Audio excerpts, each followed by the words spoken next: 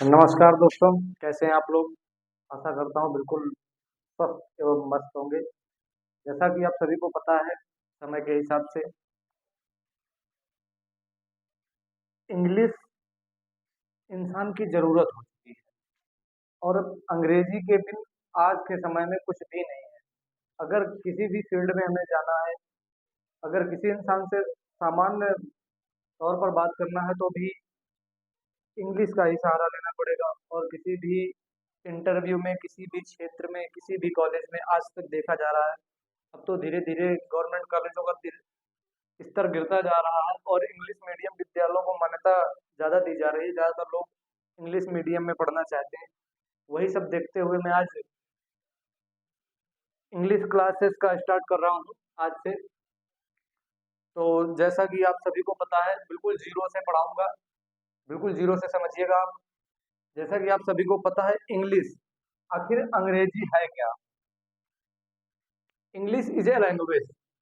English is a language अर्थात अंग्रेजी एक भाषा है, जो कि हिंदी के जैसे ही वो भी सामान्य बोलचाल की में यूज की जा रही है। और अब यहाँ पर बात आती है भाषा। अंग्रेजी एक भाषा है और भाषा क्या है? अगर बात की जाए भाषा की, तो जैसा कि आप language, the system of sound and writing, the system of sound and writing that human being use to express their thoughts, ideas and feelings, अर्थात मानव जाति द्वारा अपने विचारों, कल्पनाओं और मनोभावों को व्यक्त करने के लिए प्रयुक्त ध्वनि एवं लेखन की प्रणाली को हम भाषा कहते हैं। ये हमारी यही भाषा। और इंग्लिश की सबसे न्यूनतम, जहाँ से इंग्लिश का स्टार्ट किया जाता है, वो हमारे होते हैं अल्फाबेट्स। अल्फाबेट्स, यहाँ से ही अंग्रेजी का शुभारंभ होता है। अल्फाबेट्स क्या है? अ group of arrange in proper is called alphabets, अर्थात एक उचित क्रम में व्यवस्थित किए गए समूह को हम वर्णमाला कहते हैं। हम वर्णमाला कहते हैं। अब आप देख सकते हैं कि सबसे छोटी सी छोटी, यहीं से ही अंग्रेजी का प्रारंभ होता है, वर्णमाला। अब आप लोगों को इतना तो पता ही होगा कि अंग्रेजी का प्रारंभ अल्फाबेट से होता है। अल्फाबेट अर्थात A B C D E F G H I I J K L M N O P Q R S T U V V W X Y Z, ये हमारे अल्फाबेट्स हैं, अर्थात letter. अब ये alphabets को हम दो भागों में विभाजित करते हैं। जैसे ये अल्फाबेट्स हैं, यहाँ पर आप लोग स्क्रीनशॉट ले सकते हैं, नहीं तो मैं आपको पीडीएफ के थ्रू सारी नोट्स मिल जाएगी। आपको किसी भी चीज़ को नोट करने की ज़रूरत नहीं, अगर आप चाहें तो नोट कर सकते हैं, नहीं तो टेलीग्राम के माध्यम से या ग्रुप में हम किसी भी माध्यम से, व्हाट्सएप ग्रुप के माध्यम से आपको हम इस चीज़ का पीडीएफ प्रोवाइड करवाएंगे। जैसा कि आपको सबको पता है, अल्फाबेट्स ये हमारे हो गए अल्फाबेट्स। अभी मैंने बताया कि अ group of orange in proper, a group of orange in proper called alphabets, जैसा कि एक उचित क्रम में व्यवस्थित किए गए समूह को वर्णमाला कहते हैं। और ये हमारे हो गए वर्णमाला। ठीक है, एक मिनट में लिख देता हूँ, वर्णमाला। ठीक है, अब वर्णमाला को दो भागों में विभाजित किया गया है। दो भागों में विभाजित इस तरह किया गया है, जैसे ये हमारे सभी अल्फाबेट्स हैं, ये हमारा एक समूह है, एक ग्रुप है, जो कि अगर देखा जाए तो ये हमारा ए है, A B C D E F G H I J K L M N O P Q R S T U W X Y Z, ये हमारा एक समूह है अल्फाबेट्स का।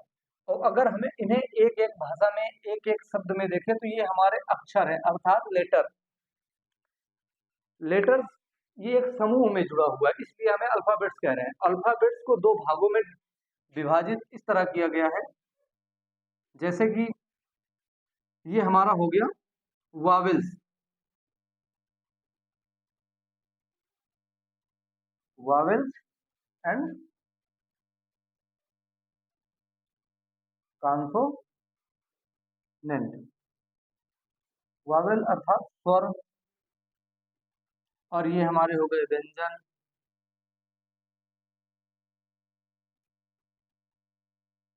व्यंजन जिस प्रकार हिंदी भाषा में दोस्तों स्वर और व्यंजन होते हैं, उसी प्रकार सारा कुछ इसमें भी है, सेम प्रोसेस। बस आपको समझना है कि आखिर क्या है ये। यहां तक आपको समझ में आ गया। अल्फाबेट्स, वावेल्स एंड कॉन्सोनेंट, ये हमारे 5 होते हैं इस समूह में, जो कि A B C D A to Z हमारे पास लेटर्स हैं। इसी समूह से हमें कुछ लेटर्स को अलग किया गया, अलग ये किया गया है कि कुछ लेटर्स जो है हमारे उनको वॉवेल्स में रखा गया है, और कुछ लेटर्स को कॉन्सोनेंट की श्रेणी में रखा गया है। 5 अल्फाबेट्स को, सॉरी 26 अल्फाबेट्स होने के बाद में 5 हमारे वॉवेल्स हैं और बाकी 21 हमारे व्यंजन हैं, अर्थात कॉन्सोनेंट। मैं इसको ऊपर लिख दे रहा हूं।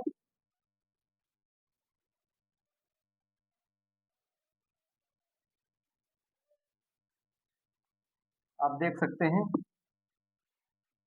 ये हमारे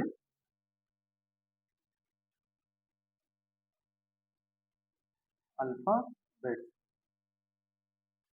इनको हमें 2 भागों में विभाजित इस तरह किया गया है, वावेल्स एंड कॉन्सोनेंट। स्वर, व्यंजन, ये हमारे 5 होते हैं, और यहाँ पर हमारे कॉन्सोनेंट आप 20 कह लीजिए, 20। अब आपके दिमाग में एक बात ये जरूर आ रही होगी कि अगर कॉन्सोनेंट हमारे 20 होते हैं अर्थात 20 होते हैं, और वावेल्स 5 होते हैं, इक्वल टू हमारे 25 हुए, तो आखिर वो एक शब्द कहा गया जिसको मिला के हमें 26 लेटर्स होते हैं। जी हाँ, बिल्कुल आपका सवाल उचित है। अब इन्हीं में से 20 और 5 ये हमारे 25 हुए टोटल। इसके बाद में एक है हमारा सेमी वावेल्स। सेमी वावेल्स जो है वो हमारा वाई, एक मिनट, सेमी वावेल, वाई। हालांकि इस वाई को हमने कॉन्सोनेंट की श्रेणी में इसलिए रखा गया है ताकि ये स्वर और व्यंजन दोनों में काम आता है। स्वर और व्यंजन में कैसे काम आ रहा है, जैसे कि बाकी इसकी श्रेणी जो है कॉन्सोनेंट में इस वजह से रखा गया है ताकि वावेल सिर्फ 5 है, और ये हमारा सेमी वावेल इस वजह से है ताकि दोनों में काम आता है। एक हिसाब से बोला जाए तो ये भाई साहब इसके साथ भी घुल मिल लेते हैं और इसके साथ भी घुल मिल लेते हैं, इनका दोनों के साथ में अच्छे संबंध है। आइए समझते हैं कि आखिर सेमी वावेल कैसे काम करता है। सेमी वावेल, जैसा कि आप समझ रहे हैं कि वावेल्स, वावेल्स क्या हो गए हमारे, ए ई आई ओ यू, ये हमारे 5 वावेल्स हो गए।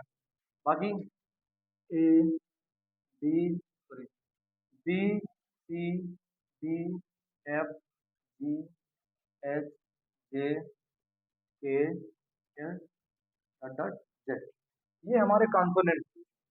अब सेमी वावेल का काम ये है कि जैसे कि कोई भी शब्द बोला जाए, मैं आपको बता रहा हूं कि ये मैंने लिखा क्राई, क्राई अर्थात रोना, क्राई।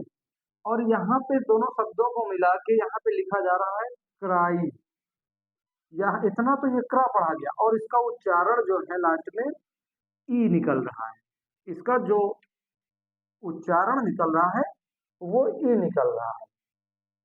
यहाँ तक समझ में आ रहा है दोस्तों? उसके बाद में एक और शब्द है फ्लाई, फ्लाई,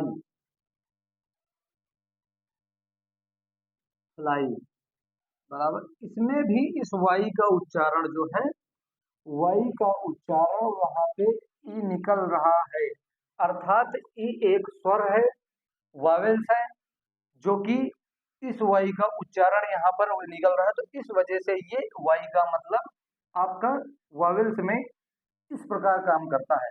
अब आ जाइए कॉन्सोनेंट की तरफ। कॉन्सोनेंट, कॉन्सोनेंट में इस वाई का कार्य ये होता है कि जैसे कि मैं एक शब्द लिखता हूं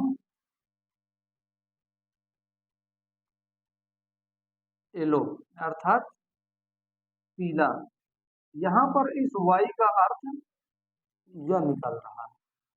और एक शब्द मैं और लिख रहा हूं यू, यू अर्थात तुम, यहां पर इस वाई का अर्थ भी यह निकल रहा है। यह एक कॉन्सोनेंट है जो आपको पता है।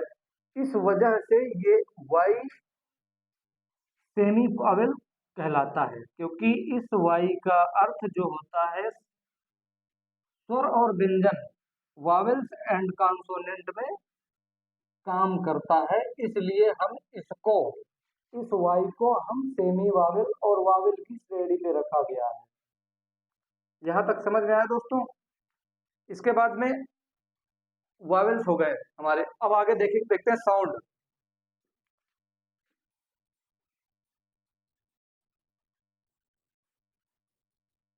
एक मिनट,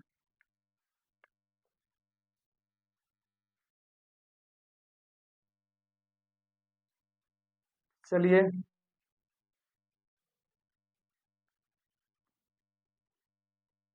आगे देखते हैं कि वावेल्स को आखिर वावेल्स क्यों कहा जाता है। एक मिनट मार्क कर दो सर।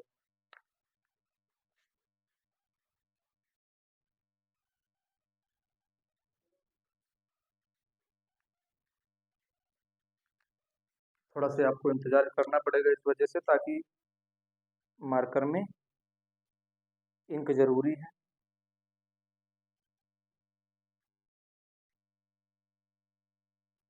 जैसे भाषा में अंग्रेजी सीखना जरूरी है, उसी प्रकार मार्कर में इंक भी जरूरी है। हाँ, तो बात ये हो रही थी वावेल्स को आखिर वावेल्स क्यों कहा जाता है।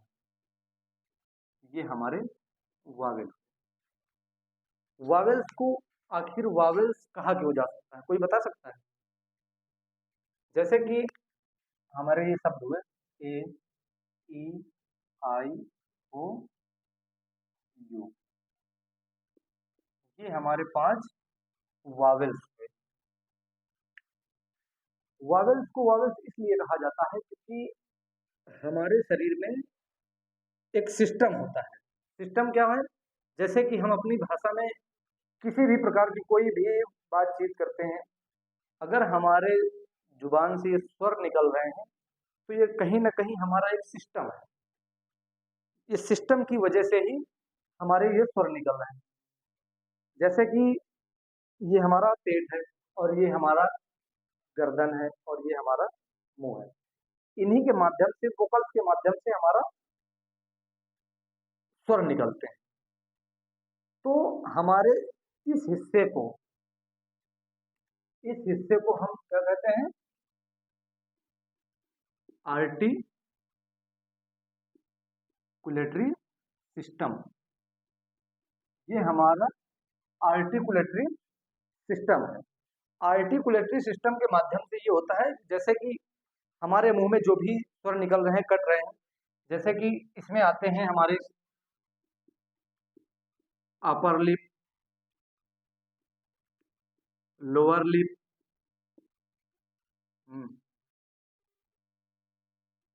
उसके बाद में हमारे पास अपर लिप हो गया, लोअर लिप हो गया, टिप ऑफ दी, एक मिनट, tip of the tongue, mid of the tongue, back of the,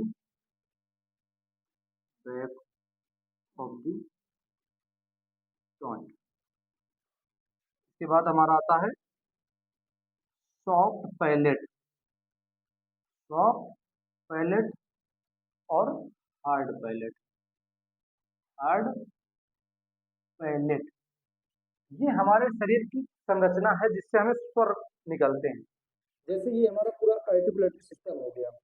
articulatory system में हमारा ये आता है अपर लिप, उसके बाद में हमारा आता है लोअर लिप, फिर इसके बाद में आता है टिप ऑफ द टोंट। ये हमारी जो जीभ है, ये इसका एक कॉर्नर है, आप देख सकते हैं ये कोना, यहाँ इसे हमें टिप ऑफ द टोंट कहते हैं। उसके बाद में मिड ऑफ द टोंट, जो कि बीच में हमारे होता है जहाँ से स्वर कटते हैं, और उसके बाद में यहाँ पे होता है पीछे बैक ऑफ द टोंट, और हमारे मुंह का ये ऊपरी जो हिस्सा होता है इसे हम कहते हैं सॉफ्ट पैलेट और नीचे हार्ड पैलेट।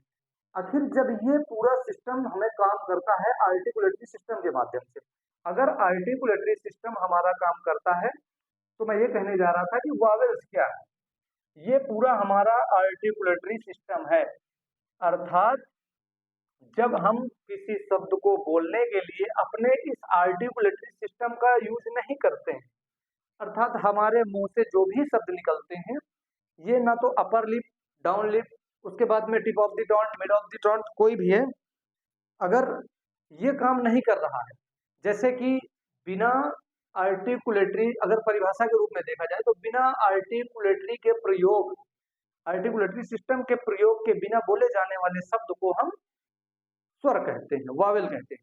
जैसे कि ये आपके हो गए वावेल्स और ये हो गए कॉन्सोनेंट, कॉन्सोनेंट, ठीक है, डी, सी, डी, एफ, जी, एच, जे, ये कोई भी शब्द। उसके बाद में मैं यहाँ पे एक शब्द बोलता हूँ ए, ए, ई, आई, ओ, यू, इसमें मेरे किसी भी आर्टिकुलेटरी सिस्टम का कोई प्रयोग नहीं हो रहा है, कोई भी प्रयोग नहीं हो रहा है। अब यहीं पे अगर मैं बात करता हूँ ये बी, कॉन्सोनेंट में बी, बी, तो ये मेरा अपर लिप और लोअर लिप ये दोनों आपस में टच हो रहे हैं, उसके बाद से ये स्वर निकल रहा है बी, जो कि एक कॉन्सोनेंट है। तो यहाँ पर कह लीजिए कि जहां पर हमें आर्टिकुलेटरी सिस्टम का प्रयोग नहीं होता है वहां पर हम स्वर कहते हैं। यहाँ पर ये पांचों स्वर हैं, पांचों स्वरों में हमें बोलने में अपने आर्टिकुलेटरी सिस्टम का कोई भी प्रयोग नहीं करना है, आना ही कोई प्रयोग होता है। आप बोलकर ट्राई कर सकते हैं ए, ई, आई, ओ, यू, ठीक है, यहाँ तक समझ में आया। तो ये हमारा आर्टिकुलेटरी सिस्टम हो गया, जो कि यही कारण है कि स्वर को स्वर कहा जाता है।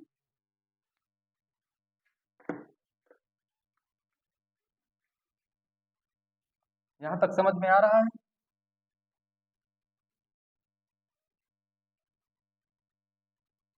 अब हमारे आते हैं साउंड, कि आखिर साउंड क्या है।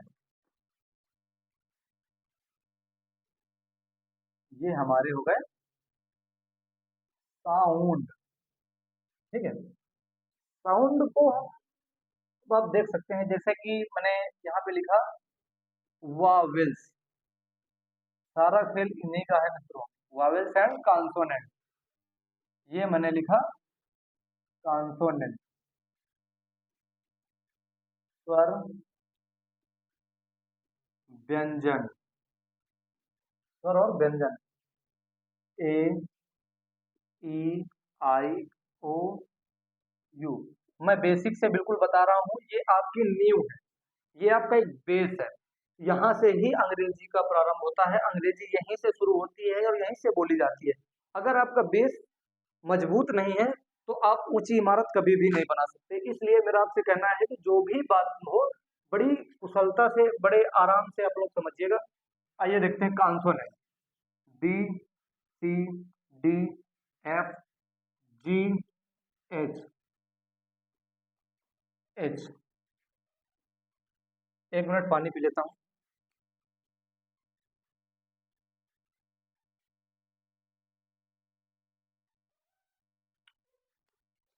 चलिए, ये हमारा हुआ साउंड।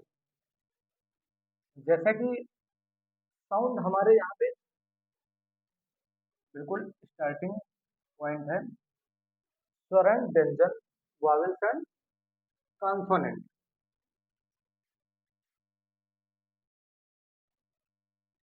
एक मिनट, साउंड के बाद ये हमारे आते हैं लेटर, जो कि 26 लेटर्स हैं। यहाँ पे ये हमारे 5 स्वर हो गए, और यहाँ पे ये हमारे 21 व्यंजन हो गए, कॉन्सोनेंट हो गए, ठीक है। उसके बाद में बात करते हैं यहाँ पे, जैसे कि साउंड 26 लेटर्स होने के बावजूद यहाँ पे ये 5 और यहाँ पे 21 है, ठीक। इनके साउंड हमें आगे जैसे पता चलता है, साउंड एक शब्द के हमें कैसे पता चले कि साउंड इतने ज्यादा हैं।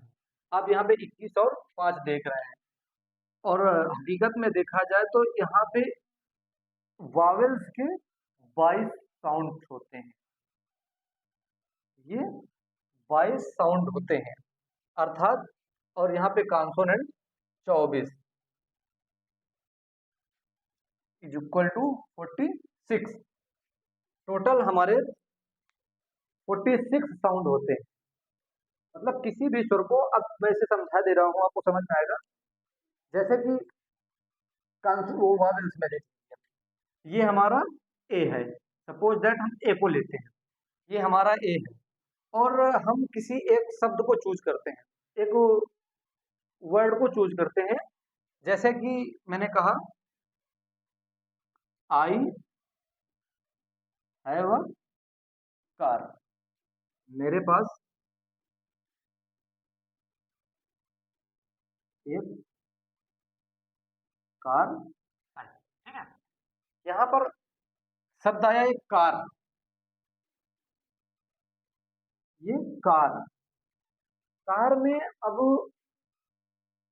यहाँ पे ये ए का उच्चारण हो रहा है, कार बराबर है तो ए ही।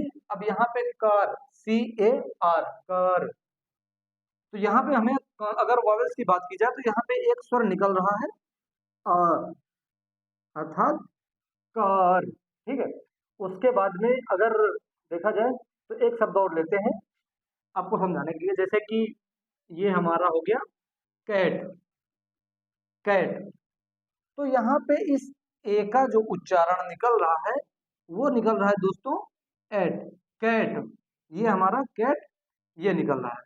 तो इस तरह मिलाकर हमें इन स्वरों के साउंड्स जो होते हैं वो 22 होते हैं। वावेल्स के जो साउंड होते हैं वो इन पांचों वावेल्स के साउंड 22 निकलते हैं टोटल। इसके बाद आप कॉन्सोनेंट की तरफ देख लीजिए, जैसा कि यहाँ पे मैंने एक शब्द लिया सी, ये हमारा सी है। एक मिनट,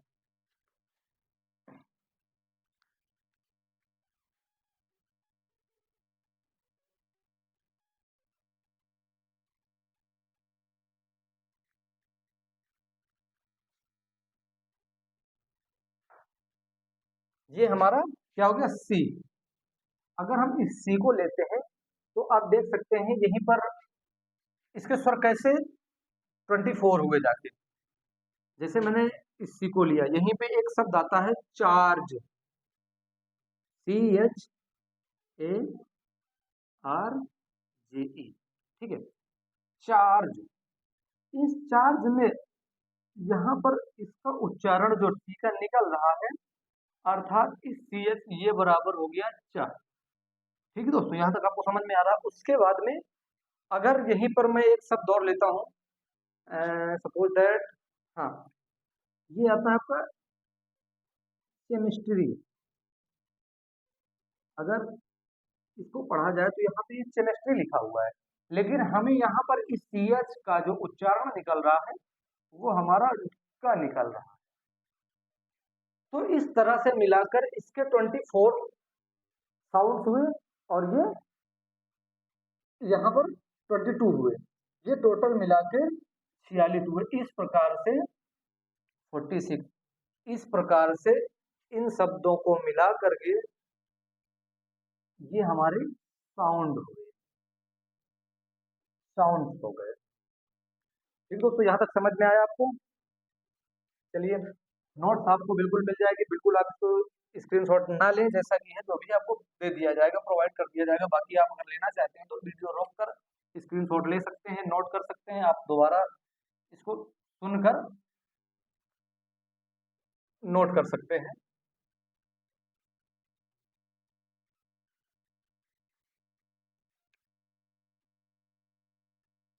ये हमारा साउंड, ये भाषा की सबसे छोटी इकाई। उसके बाद में ये हमारा लेटर्स हो गए। उसके बाद में लेटर्स, वर्ड, सेंटेंस। दोस्तों, जब ध्वनि को हम रिप्रेजेंट करते हैं तो यही अक्षरों का एक प्रतीक है, जिसके माध्यम से साउंड से हमें लेटर्स मिलते हैं, क्योंकि ध्वनि से ही हमें अक्षर समझ में आएंगे। हमारे मुंह से जो भी ध्वनि निकलेगी उससे हमें इसका प्रतीक होता है कि नहीं ये लेटर्स हैं। और जब ये लेटर्स हो गए, उसके बाद में लेटर्स क्या है? A, B, C, D, E, F. अब इसकी एक डेफिनेशन है, जैसा कि मैंने यहाँ पे पहले से लिख रखी है कि लेटर्स क्या है। Letter, letter, letter is a symbol of, यही भी लिखता हूँ, letter is a symbol of, symbol of sound, sound of the language, language. It is the smallest unit of English, English. अब इन लेटर्स को मिला करके जो शब्द बनता है उसे हम वर्ड कहते हैं। चलिए, मैंने इस लेटर्स की डेफिनेशन आपको बता दी। Letter is a symbol of sound of the language. It is the it is the smallest unit of English. अक्षर भाषा की ध्वनि का प्रतीक है और यह अंग्रेजी की सबसे छोटी इकाई होती है। उसके बाद में दोस्तों, यहां तक समझ में आया आपको? Letter A B C D E F G H E T C Z, ये हमारा हो गया। लेटर्स क्या होते हैं? Letter is a small symbol of sound, letter is a symbol of sound. एक मिनट,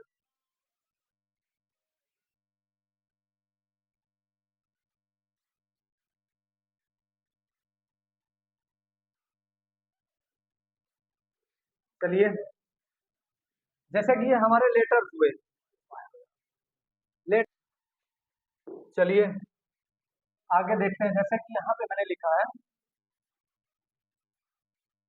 साउंड, ये letters,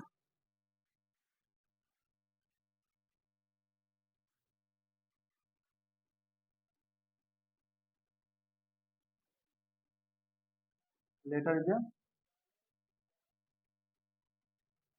symbol of sound of the language, L A U N U A G, language. It is smallest unit of English.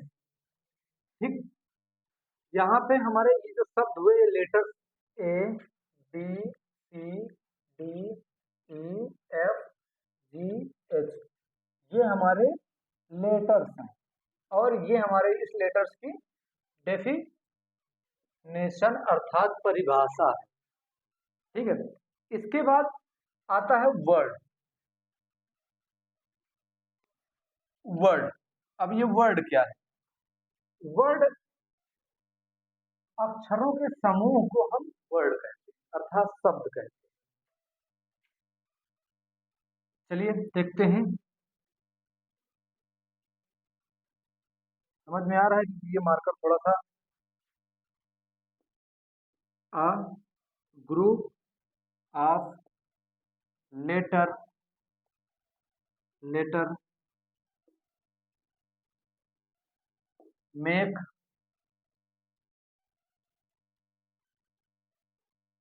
Make word. अक्षरों का एक ऐसा समूह जिसका एक अपना अर्थ निकलता हो, वो वर्ड कहलाता है। ठीक है, ये हमारा हो गया वर्ड। और जब लेटर्स को मिलाते हैं तो ये बनता है वर्ड। जब हम वर्ड को मिलाकर कई वर्डों को मिलाते हैं तो ये हमारा बनता है सेंटेंस। जैसे कि आप यहाँ देख पा रहे हैं ए बी सी डी, ये हमारे हो गए लेटर्स। अब यहाँ पे बात आती है वर्ड की। अब इन शब्दों को मिलाकर, जैसे कि मैंने मान लिया bad, B A D, bad, cat, ये हमारे वर्ड हो गए, क्योंकि हमें इन अक्षरों को जो है मिलाकर के एक शब्द तैयार किया गया है। अब बात आती है सेंटेंस की। जैसे कि इसकी डेफिनेशन ये है, अ group of word, a group of word make a complete sense, complete sense called sentence. समझ में आ रहा है? नहीं भी आ रहा तो आपको नोट किसी माध्यम से मिल जाएगी। सेंटेंस, ये आपका सेंटेंस हो गया। अब सेंटेंस क्या है? जैसे कि बैड, यहाँ पे बैड और कैट है। मैं यहाँ पे कह रहा हूँ Rahul, Rahul is a bad boy, bad boy. ठीक, थोड़ा सा बोर्ड कम सही है, इस वजह से उल्टा सीधा लिखना पड़ रहा मुझे। ये जैसे मैंने तैयार किया, ये आपका एक सेंटेंस है। सबसे पहले ये आपका एक लेटर है। लेटर्स का एक ऐसा समूह, एक ऐसा समूह जिसको मिलाकर एक शब्द तैयार होता, उसे हम वर्ड कहते हैं। और यहाँ पर जैसे यहाँ पे वर्ड, अब जब हम कई वर्डों को मिला करके अ group of word makes a complete sense called sentence, ये हमारा सेंटेंस हुआ। और यहीं पर मैंने बना दिया Rahul is a bad boy, ये हमारा हो गया सेंटेंस। अब इसी सेंटेंस के नीचे जो है कई सेंटेंसों को मिला करके हमारी तैयार होती है दोस्तों स्पीच, स्पीच या पैराग्राफ, पैराग्राफ, ये हमारा पैराग्राफ हो गया। अगर साउंड हो गया हमारा लेटर्स, अगर हमारे कई लेटर्सों को, कई अक्षरों को मिलाकर के हम बनाते हैं तो हमारा वर्ड बनता है। कई वर्डों को जब एक ग्रुप में मिलाया जाता है तो हमारा सेंटेंस बनता है। जब कई सेंटेंसों को एक ग्रुप में मिलाकर तैयार किया जाता है तो हमारा स्पीच या पैराग्राफ बनता है।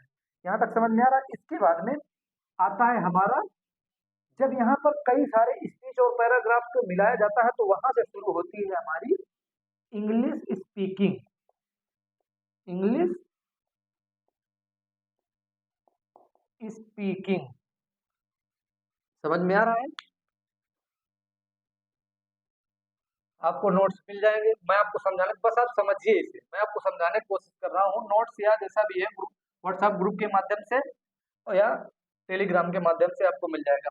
हाँ, मैं आपसे एक छोटी सी गुजारिश करना चाहता हूँ, अगर मेरी ये क्लास या मेरा समझाया हुआ मेथड या मेरी कोशिश के माध्यम से आपको मेरी क्लास पसंद आ रही है, आपको अच्छे से समझ में आ रहा है, तो हमारा आज ये डे 1 है, पहली क्लास है।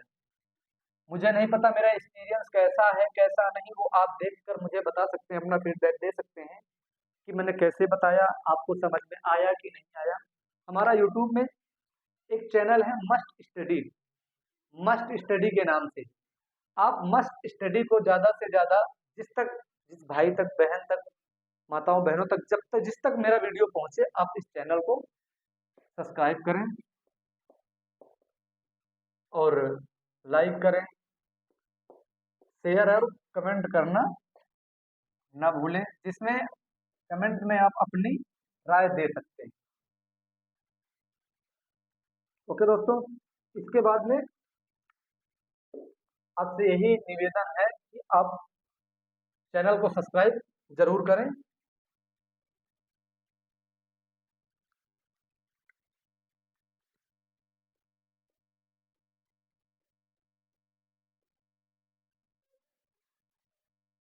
जैसे कि मैंने आपको बताया कि लेटर्स भाषा की सबसे छोटी इकाई, उसके बाद में ये हमारे आते हैं कोई भी सेंटेंस, ये हमारा हो गया सेंटेंस। यहां तक मैंने आपको बताया सेंटेंस तक। उसके बाद में सेंटेंस मुख्यतः मुख्यतः 3 भागों से मिलकर बना होता है। 3 भागों से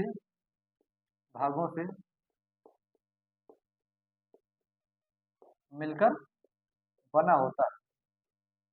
अब वो 3 भाग कौन कौन से हैं दोस्तों? सबसे पहला हमारा है सब्जेक्ट, उसके बाद क्या है वर्ब, उसके बाद क्या है वर्ब, उसके बाद क्या है ऑब्जेक्ट। ये हमारा ऑब्जेक्ट हो गया। अब ये सब्जेक्ट क्या है? ये हमारा सब्जेक्ट।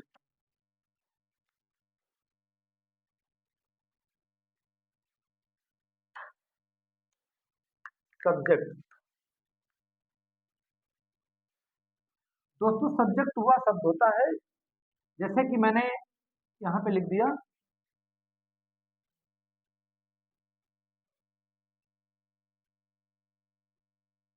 राम घर जाता है। सब्जेक्ट वह इकाई होती है जिसके बारे में सेंटेंस में, वाक्य में, जिसके बारे में कुछ कहा जाता है। जैसे यहाँ पर बताया गया राम घर जाता है, तो घर कौन जाता है? राम जाता है। तो यहाँ पर मैं परिभाषा के माध्यम से बता रहा हूं, किसी भी वाक्य में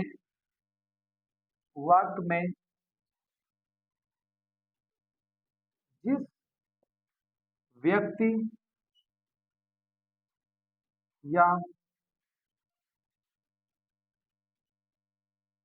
किसी नाउन के बारे में बात की जा रही हो, बात की जा रही हो, सब्जेक्ट है। अर्थात ये राम हमारा सब्जेक्ट हुआ। इस वाक्य में जो भी बात हो रही है वो राम के लिए हो रही है, कि राम घर जाता है। घर कौन जाता है? राम जाता है। ठीक है। तो यहां पर हमारा जैसे कि एक मिनट,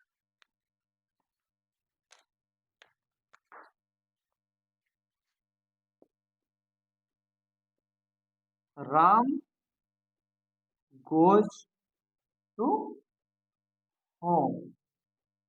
ठीक, यहां पर ये हमारा जो हुआ सब्जेक्ट हुआ राम। और सब्जेक्ट जो है हमारा, इसके मुख्यतः 2 भाग होते हैं सब्जेक्ट के। मैं आपको इसके बारे में बता रहा हूं अभी फिर से। यहां तक समझ में आ गया? सब्जेक्ट, ये हमारा सब्जेक्ट है। सब्जेक्ट हमारा कोई नाम भी हो सकता है, कुछ भी हो सकता है, जैसे कि he, she, it, name and similar subject. उसके बाद में I, you, we, they and plural subject. ये हमारे सब्जेक्ट हुए।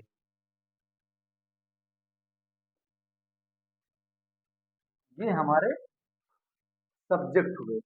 अब हम किसी भी बात करते हैं, कोई भी वाक्य ले लीजिए, जैसे कि वह खाना खाती है, शी ईट्स फूड। वह घर जाता है, ही गोज टू होम। यहाँ तक समझ में आया दोस्तों? ये हमारा वह, यहाँ पर कोई नाम भी हो सकता है, यहाँ पे हमारी ये नाउन है, ये हमारी क्या है, सब्जेक्ट है, क्योंकि खाना कौन खाती है, वह खाती है। बंद करो टेंशन चाहिए था, ऊपर से हल्का से। तो यहाँ तक आपको समझ में आया दोस्तों। आशा करता हूँ कि आज की क्लास आपको पसंद आई होगी, और ये आपको YouTube में मस्ट स्टडी के नाम से चैनल से मिल जाएगी, आप सर्च करिएगा। आशा है आपको ये चैनल बहुत पसंद आएगा। अगर आप हमारे साथ ऐसे ही बने रहेंगे तो मैं कोशिश करता हूँ कि जितना मुझसे हो सकेगा मैं आप लोगों के सामने शेयर करूंगा और आपको सिखाऊंगा। और आप लोग ज़्यादा से ज़्यादा चैनल को सब्सक्राइब करें, लाइक करें, कमेंट करें, अपनी राय अवश्य दें कि आज मेरा एक्सपीरियंस कैसा रहा। ये मेरा पहला एक्सपीरियंस है और ये मेरी पहली क्लास है। इसके पहले मेरा पढ़ाने का कोई एक्सपीरियंस नहीं, मुझे समझाने का कोई एक्सपीरियंस नहीं। आप लोगों के सामने आया हूँ। अब मुझे ये नहीं पता कि मेरा कैसा परफॉर्मेंस रहा, अब ये आप लोग बताएंगे। ये आपकी बारी है। आप अपना छोटा भाई समझ करके, कुछ भी समझ करके थोड़ा सा चैनल को आप लाइक, कमेंट और